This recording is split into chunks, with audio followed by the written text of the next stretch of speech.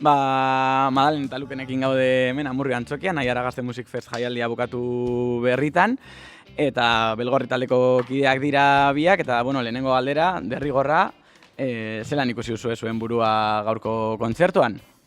Oso pozik gaudez, Belgorrin askotan komentatu dugu iruditzen zaigula oso garrantzitsua aldeko gazteriak kultura sustatzea ez, eta iruditu zaigu izan dela aukera oso on bat eta etorri dira gazte asko, hasi que pozik. Urte bizia izan da, 2024 Belgorri taldearen txat, 2 EP grabatu dituzue, estudioan egon zaete zuen abestiak nolabait ernetzen, ez dakit, ze nolako balorazio egiten duzuen, gaur jarri dituzue aprueba abesti guzti horiek holtza gainean, pozik emaitzarekin nolakoa izan da prozesu guzti hau? Vale.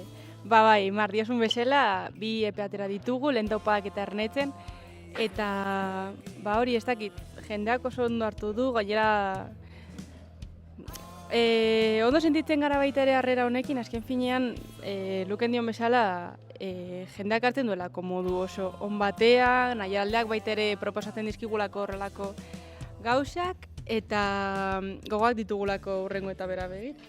Eta horrekin jarraituz, ez dakit zehaz moitu zuen 2025-ari begira, egongo da aukera Belgorri ikusteko berriro holtza gainean?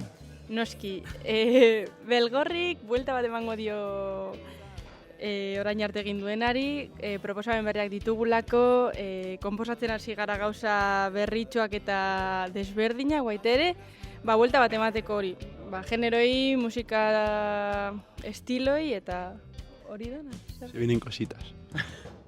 Oso ondo, gogotsu geratzen gara ikusteko berriro Belgorriren lan berri guztiek, izkutuan daukazen guzti hori ikusteko, eta nada, mila esker eta egongo gara zuen atzetik. Mila esker, Aimar. Eskerrik asko. Ale.